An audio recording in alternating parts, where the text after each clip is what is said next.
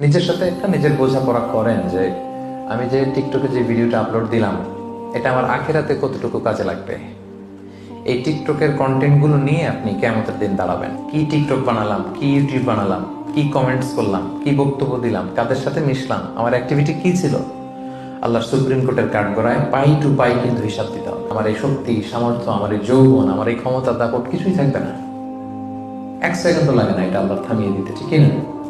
সেটা আমাদের খেয়াল করতে হবে, যে কোনো মুহূর্তে চলে যেতে পারে। এই যে আমি আলোচনা করছি, এখন আমি মৃত্যুর কোলে ঢলে পড়তে পারি না? কথা বলেন না কেন? পারি না? পারি। So, আপনি যেখানে যে কমেন্টস বসিয়েছেন, যেখানে যে টেক্সট করেছিলেন, যেখানে যেটা বলেছেন, যত কন্টেন্ট আপনি ক্রিয়েট করেছেন, এগুলো সব আপনার আমল নামায় সেদিন তুলে দিবে কে? কিয়ামতের কঠিন ময়দানে আপনি কি কন্টেন্ট নিয়ে দাঁড়াচ্ছেন এটা একটু খেয়াল করবেন।